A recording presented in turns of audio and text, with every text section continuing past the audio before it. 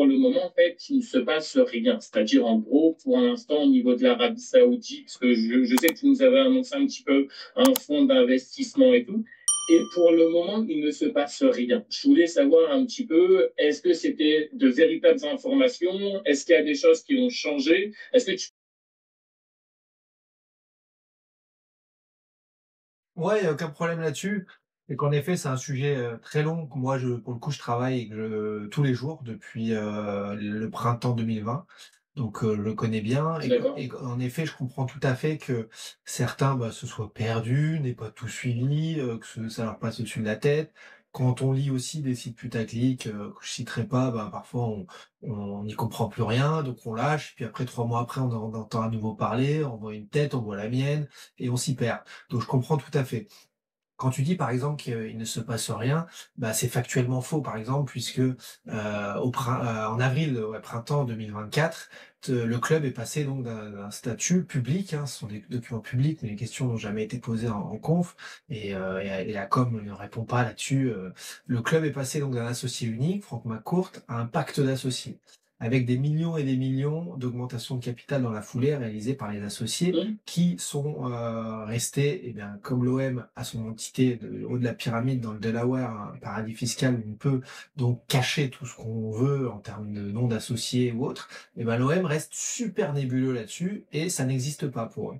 Alors que factuellement, tu vois, réellement, il y a déjà donc des associés au sein de l'Olympique de Marseille. Moi, en effet, les acheteurs que j'avais comme source, certains l'avaient comme source en 2020-21, à ce moment-là, m'avait fait écho de certaines choses qui se sont passées par la suite, d'un cahier des charges pour ensuite un achat officiel avec une augmentation de la valeur du club. Bim, boum, le club, depuis ce temps-là, a quasiment triplé son budget et a complètement valorisé financièrement le club, l'OM était valorisé 120, 150 millions d'euros à cette époque-là. Aujourd'hui, ça atteint quasiment 600 millions apparemment d'après certains sites spécialisés. Donc là, le cahier des charges a complètement été réalisé. Quand tu dis qu'il se passe rien, je peux comprendre en effet, puisque il y a toujours des démentis. Pour ma courte, le club vit mieux, mais sauf que si on revient à une réalité économique, Frank McCourt, qui possède, d'après Forbes, 1,2 milliard de richesses, a investi et perdu, c'est pas de l'investissement pur et dur, c'est perdu là, à perte, plus de 600 millions, voire plus de 700 millions depuis qu'il est arrivé. Donc n'importe quel homme d'affaires, soit il a des garanties derrière de ce qui arrive et il va retomber sur ses pattes, mais jamais un homme d'affaires va engloutir, on va arriver bientôt aux 3 quarts de sa fortune dans un club comme l'OM, alors qu'il connaît, voilà, c'est pas négatif de dire ça, il sait même pas ce que c'est la règle du hors-jeu, entre guillemets, j'exagère à peine. Donc on est sur une situation où en effet, de l'extérieur, on peut se dire malheureusement, il se passe pas de rien parce qu'il n'y a pas encore de stars.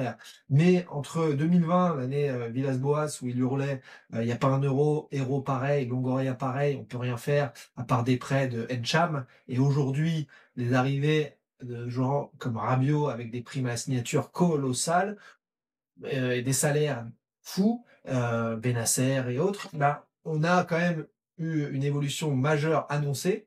Quand certains médias annonçaient 2 à 4 recrues maxi, que je vous disais ce sera plus entre 8 et 12, on était plus entre 8 et 12 en 2021, 22, 23. Et donc, il y a des nouveaux moyens qui permettent de garantir en effet l'officialisation de session à des gens qui font partie de ce consortium mené par les Saoudiens, qui vont eux reprendre le club avec un club solide sur les appuis, avec des grosses bases. Donc le travail, moi, il continue d'être fait. Aujourd'hui, je suis en très bonne relation avec la communauté olympique de Marseille, avec Mehdi Benatia. Ils font un travail d'ailleurs qui est très bon. Ils ont professionnalisé le club. Ils ont tout aussi changé à plein de niveaux au club. Et donc moi, je le valorise. Je suis pas là pour les déranger à sortir des infos sur ce sujet non-stop. Maintenant, quand on me pose des questions, je réponds sur ce qui se passe parce que transparence, volonté de transparence vis-à-vis des supporters. Et s'il faut résumer la situation, tu vois, comme face à toi là, à nouveau, je le fais. S'il y a des questions précises, avec plaisir. Maintenant, je suis pas maître du temps, pas maître de Bien l'officialisation, sûr. donc j'attends. Et j'anticipe les questions, les délais, les problèmes, etc. En très grossièrement, en résumé, la situation elle est simple, c'est que la politique, la géopolitique, et que la politique, elle soit internationale, nationale, régionale, départementale ou complètement locale, municipale, eh bien, il y a eu plein de désaccords là-dessus. Jusque donc à l'international. Et ça a créé des soubresauts, des problèmes au niveau de ce consortium d'entreprises qui prendra officiellement la tête de l'OM. Et il fallait que tout le monde s'accorde. Sans parler des désaccords entre la France et l'Arabie Saoudite sur des problèmes d'énergie, sur des problèmes de gros sous et d'investissement en France. Aujourd'hui, tu as dû entendre parler de l'arrivée du fonds souverain saoudien qui a ouvert un bureau à Paris. Ça, c'est un événement historique parce que ça garantit des centaines de millions, voire des milliards d'investissements en France. Emmanuel Macron s'est déplacé pour couper le tapis rouge en mai. Et donc, désormais, les sources saoudiennes reviennent à nouveau vers moi en me disant, ça y est, les feux verts s'alignent un par un comme un départ de Formule 1, alors qu'on avait beaucoup de feux rouges parce que la France n'avait pas été à la hauteur des espérances concernant les garanties du deal. Et l'OM est une miette dans le deal. Et donc la miette, eh ben, elle passe à la fin parce que c'est une miette très très très visible. Ça, les supporters le savent. Mais eux, ils se rendent pas compte que l'OM n'est qu'une miette pour ces gens-là. Et donc, ça va arriver, ça va aider à sauver le foot français. Maintenant, quand, comment, l'effet de surprise, je le sais, il est voulu par les acheteurs, certainement aussi par le vendeur. Donc, on verra. Mais en tout cas, il n'y a pas rien, puisqu'il y a déjà des éléments très probants, comme le pacte d'associés, et puis l'évolution du club, qui n'a aucun sens avec les résultats sportifs. Chambouler un club comme ça, en perdant autant d'argent, c'est pas une recette magique à appliquer partout. C'est uniquement parce qu'il y a les garanties derrière de la cession. Voilà un petit peu ce que je peux te dire. Je parle longtemps, mais n'hésite pas à me couper ou à poser d'autres questions avec plaisir. Non, mais il n'y a pas de problème. Moi, j'aime bien écouter les gens jusqu'au bout. Et là où je voulais un peu revenir, c'est par rapport au niveau du fonds saoudien. J'ai l'impression qu'il n'y a pas énormément de communication. Moi qui a l'habitude, je suis désolé de me faire un peu de pub, hein, je suis désolé, moi j'ai une chaîne YouTube au niveau du catch, tu vois, et je suis un petit peu ce qui se passe à l'étranger, que ce soit aux États-Unis. Et pourtant, c'est pas du genre au niveau de l'Arabie Saoudite, quand ils signent des gros contrats, notamment comme ils l'ont fait avec, encore une fois, des termes avec la WWE, qui est la plus grande structure du catch. C'était les premiers à communiquer. C'était même, encore une fois, les premiers à officialiser en clair. La WWE elle-même ne l'officialise. Donc, c'est pour ça que j'arrive pas à comprendre comment aussi une négociation comme ça, comme toi, tu l'as dit que ça peut devenir des fonds comme ça, sont assez discrets sur le domaine du foot, alors que quand ils signent des partenariats, que ce soit là avec le catch ou que ce soit avec d'autres choses, ils sont certifiés et par rapport à ça. Deux choses. Alors déjà, concernant le début des discussions vraiment officielles entre Frank McCourt et les Saoudiens, tu vas sur un site officiel de l'Arabie Saoudite, il parle des offres de Al-Walid bin Talal envers Frank McCourt pour l'OM, c'est public, c'est l'Arabie Saoudite en a parlé, ça a été validé par Challenge, par les Échos. Enfin, ça, le truc en 2020, il est public, il est carré, il n'y a pas de faux, il n'y a pas de donc voilà, c'est validé. Et puis en 2022. Plus tard, RMC a confirmé qu'en effet, en 2020-2021, il y avait bien eu des offres pour l'OM. Donc, il y a eu un truc où, en effet, certains médias sportifs un peu en retard ont validé ce qui avait été déjà dit par la presse économique ou par moi-même en 2020. Donc, l'Arabie Saoudite avait validé le début du processus, un peu, comme tu le dis, avec Tikeo et donc la société qui gère la WWE et l'Arabie Saoudite. Et je précise pour ceux qui suivent pas le catch, mais la grande différence, elle est que là, tu me parles des États-Unis avec l'Arabie Saoudite. C'est des pays amis depuis des dizaines d'années. Et donc, ils marchent ensemble. Et donc, il y a un fonctionnement commun au niveau business. Les princes saoudiens sont dans une multitude de grandes marques, des grandes entreprises américaines, de Disney à Amazon et autres, au conseil d'administration, etc., etc. Et donc, il y a eu, en effet, un truc, même si c'était la fin de l'ère McMahon, qui était un peu compliqué, il a fallu l'annoncer, se faire mousser, faire monter la sauce jusqu'à officialisation des deux camps. Et je comprends. Là, on est au contraire sur un triple problème. C'est qu'au moment du deal, février 2021, il y a juste avant, quelques jours avant, qui signe le deal, il y a le gros problème des incidents de la commanderie. Les cyprès qui brûlent et tout ça. L'OM et Marseille, donc, est à feu et à sang, entre guillemets, est retourné. la McCourt apprécie pas vraiment de sortir de cette façon-là. Les Saoudiens apprécient pas du tout d'arriver dans un club qui brûle alors que c'est le cadet de leurs soucis, ils ont autre chose à gérer. Donc ça, c'est premier retournement. Ensuite, la France, autour de ce deal foot, avait garanti de l'énergie, le port de Marseille, beaucoup d'investissements pour que tout le monde retrouve sur ses pattes et ce qu'il a envie. Sauf que la France est ce qu'elle est administrativement et il y a plein de choses comme ça qui n'ont pas avancé assez vite. Donc en fait, le club est devenu un club avec cahier des charges pour la suite, mais nous on se met en retrait, on va pas se montrer dans un truc où il y a le feu au centre d'entraînement, où finalement le propriétaire américain, et nous on est amis avec les Américains, quand je dis nous je parle des Saoudiens, on est amis avec les Américains, donc on va pas lui mettre un coup de pied aux fesses s'il veut pas partir tout de suite. Les Français, vous nous vendez monts et merveilles, le port de Marseille et autres, en fait là c'est pas prêt, donc on verra quand ce sera prêt. Et c'est un petit peu ça l'histoire à comprendre autour de 2020-2021 et des problèmes. Et quand tu dis en revanche, que, ouais, ils aiment bien se mettre en avant, ils aiment bien se parler des choses quand elles se font, c'est clair. Mais attention, ce ne sont pas les Qataris non plus. Les Saoudiens sont, entre guillemets, c'est pas pour dénigrer les Qataris, mais ce sont de vrais hommes d'affaires depuis longtemps et ils font les choses Je bien. confirme. Je peux confirmer, je ne te donne pas tort. Bah, Là, ça je me suis fait d'accord plaisir. avec toi. Tu vois, ça Je me suis fait d'accord plaisir. avec toi. Tu vois, et donc, eux, ils veulent faire les choses bien, surtout pas arriver dans un nœud avec des embrouilles et tous les problèmes. Et on sait qu'à Marseille, ça peut être vite la colère et il peut y avoir des problèmes. Donc, ils ont anticipé ça, étudié le club, et face à cette situation, pris et aussi les gros problèmes qu'il y a eu d'entente entre la France et l'Arabie Saoudite à l'été 2022, ils ont pris la décision d'être en recul, mais pas de dire non au deal, de dire comme avec Newcastle, où ils avaient mis un stop en disant, bon, là, on sort du deal, pour mieux revenir et prendre, avec un petit effet de surprise. Alors, moi, comme j'ai continué à suivre le dossier, alors, il y a moyennement l'effet de surprise, mais pour le grand public, les gens qui n'ont pas le temps comme moi de suivre ou de s'informer tout le temps là-dessus, il y aura l'effet de surprise, ah, enfin, ils prennent le lead. Mais, comme il y aura dans ce consortium d'autres parties, tout le monde y trouvera aussi son compte pour son image. Il n'y a pas que, a priori, il n'y a pas que les Saoudiens dans le deal. Il y aura aussi une partie française, une partie, peut-être encore une petite partie aussi américaine.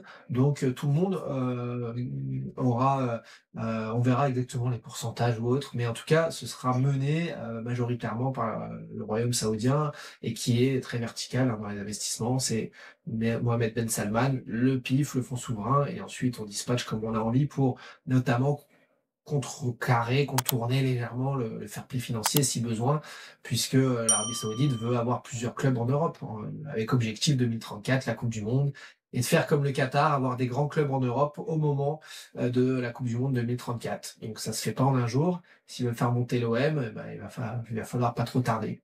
Encore deux questions et après je laisse N'hésite pas. parler Mathieu parce que j'ai autre chose à faire. Juste, est-ce que tu peux me comprendre un petit peu que certains supporters, un peu comme moi et d'autres, ont un petit peu du mal un petit peu avec tes infos par rapport à ça? Parce que c'est vrai que, comme je disais tout à l'heure, ça fait un moment que tu annonces quelque chose. Pour l'instant, c'est toujours assez calme. Tiens, il n'y a pas vraiment d'officialisation ou quelque chose comme ça. Est-ce que tu comprends un peu que Ouais. certaines personnes mettre un peu ta parole un peu en doute? Ouais, ça, je vais te dire, bah, après en faisant un métier public, 13 ans de quotidienne télé et tout, on est confronté à ça. Là, je le comprends encore mieux parce que moi, j'aime le foot, la passion de tout ça, je connais les supporters. J'étais à Marseille le week-end dernier, j'y étais il y a 3 semaines, pour un dîner caritatif sur la pelouse du Vélodrome. Je connais bien les groupes de supporters, en tout moins certains, on connaît jamais tout le monde, mais donc je suis confronté à l'attente, à aussi de l'énervement, à de l'impatience, à tout ça. Je comprends tout à fait. Mon enquête, elle n'a pas été parfaite non plus. Je suis pas parfait, mais ça, je comprends tout à fait. Surtout que sur un sujet aussi économique, géopolitique, en fait, ça n'aurait finalement jamais dû être raconté par des sites et relaté par des sites sportifs ou par de l'info sportive, en fait. Ça touche au foot parce que c'est du foot, mais en vrai de vrai, c'est un sujet pour les échos, pour tout ça, pour les pages internationales. Et donc, face à ça, eh ben, je parle, moi, en tant que passionné de foot et journaliste, créateur de contenu, à des passionnés de foot.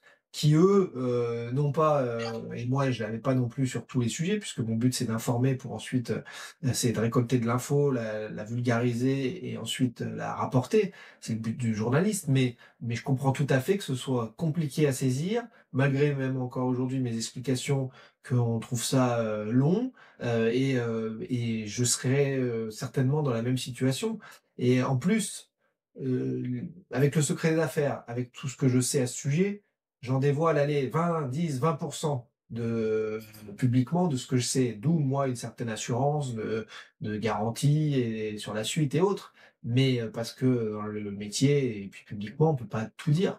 Mais donc il y a ça aussi qui joue, où certains me disent: «Mais toi, tu as une assurance sur ce dossier?» Bah oui, parce que j'ai beaucoup d'éléments sous les yeux.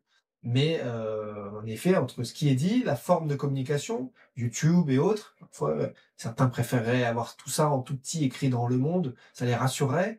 Il y a plein de il y a la société actuelle, la forme d'information actuelle qui s'entrechoque avec le sujet qui est très complexe, le fanatisme, positif, hein, des supporters et les saisons de foot qui vont aussi vite.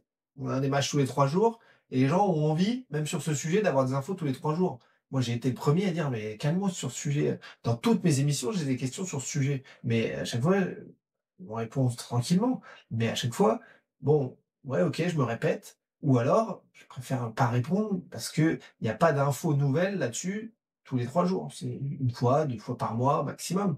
Là, j'ai eu il y a 1 mois et demi, un journaliste saoudien qui a accepté de parler aussi sur le sujet librement parce que lui avait suivi la vente, pareil chaotique de Newcastle et qu'un journaliste saoudien puisse parler librement du sujet en parlant de l'Olympique de Marseille, c'est aussi en termes de com, puisque tu parlais de l'Arabie Saoudite, un énorme pas, puisque derrière, il a eu aucun problème au pays, et lui, il vit à Riyad.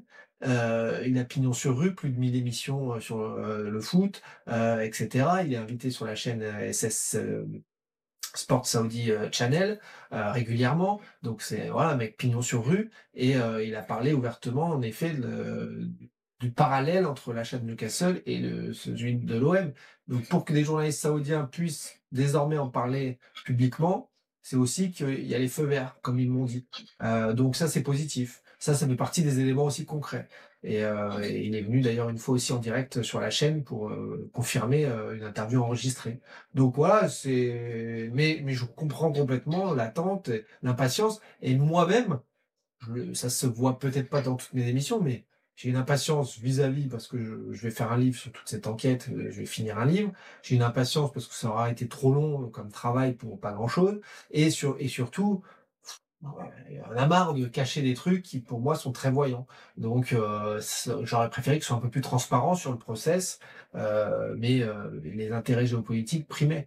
Donc en effet, que certains aient du mal à comprendre, absolument. Moi-même, je ne comprends pas forcément tout des mises en place économiques, etc. Et l'impatience générale, bah, elle est liée à l'impatience de revenir au top niveau aussi, ce qui est promis à l'OM, mais quand il va falloir en effet passer la seconde ensuite. Voilà, voilà. Je voulais juste terminer avec quelque chose, comme tu peux dire, j'ai vraiment quelque chose de prévu juste après, et après je laisse Mathieu impatiente de discuter aussi. Je voulais juste revenir sur des tweets à toi qui viennent vraiment de ton compte personnel que j'ai pu justement faire une capture avant que ça soit supprimé et quand j'ai voulu y retourner, malheureusement, ça a été supprimé. Est-ce que tu m'autorises juste à partager mon écran? Ouais, ouais, je vois ce que tu veux dire. Ça, j'ai répondu en 2022 C'est là-dessus. par rapport là Ouais, ouais, si tu veux, si que tu je veux. parlais. Si tu veux, ouais. Si tu veux, ouais. J'ai répondu là-dessus en 2022. Il y a une vidéo YouTube sur le sujet. Ok. Donc, si tu veux, je te refais. Ouais, N'hésite pas, je n'hésite veux pas. bien, parce que, encore une fois, moi, tu vois, c'est ça aussi que j'arrive pas à comprendre, c'est que, comme tu disais tout à l'heure, encore récemment, tu étais du côté de Marseille avec des supporters, justement, qui sont fans de l'OM, et j'arrive pas à comprendre, parce que tu vois, tu te dis que tu es fan de l'OM, Ah, je suis pas Ah, je suis pas fan, moi je suis pas fan parfois, de l'OM, je suis un amoureux du foot et je suis ok, proche de plein de gens à l'OM, à Lens, à Paris, à Rennes, à Nice, à Monaco. Je ok, connais des directeurs sportifs dans plein de clubs, des agents, et donc je suis dans le milieu du foot. Et donc j'ai perdu toute naïveté envers la gestion du foot et je n'ai pas de supporterisme en moi. Je peux kiffer un PSG Real Madrid hier en voyant le niveau des joueurs. Oui, bien Ne sûr. et voilà, donc c'est un point de vue complètement différent de celui du supporter, pur et dur de club, unique et que je comprends tout à fait, hein et j'en vois tous les jours. Mais donc ça, c'est pas pareil, en effet. Alors, ces captures d'écran, avec aussi inséré des faux tweets, datent de l'été 2020, si je me trompe pas. Et propagé par un abruti qui m'a dit: «Je vais te faire la peau, parce que, tu veux pas que Mourad Boudjelal soit président de l'OM», avec le rachat. J'avais été le premier à annoncer que Mohamed Ajroudi voulait racheter l'OM à côté de Boudjelal et du coup, dans la foulée, quand ça a commencé à monter, parce que Boudjelal avait fait une conf de presse, j'avais dit: «Arrêtez, stop». Et les Saoudiens qui sont en discussion, eux, ils font pas le poids et il y a même pas d'offre, c'est ridicule et les avocats de McCourt, j'avais accès, balayer le truc. Et eux ont été vexés, Ajroudi et Boudjelal, que je sorte le fait que ça allait pas aller loin leur duo. Et du coup, on montait la sauce contre moi, pro Qatar, PSG, machin. Truc ridicule. Et certains, eux, en revanche, les ont cru. Et donc m'ont promis l'enfer sur les réseaux. Et c'est les mêmes qui, fin août, une fois que le projet Ajroudi Boudjelal avait fait flop, sont venus vers moi en disant: «Ah, excuse-moi, désolé, et puis désolé pour le déferlement de haine, les harcèlements, tout ça. Bah, c'est vrai, t'avais raison, dès le mois de juillet, de nous dire qu'il y avait rien». Voilà. Et donc ces tweets-là sont sortis à ce moment-là.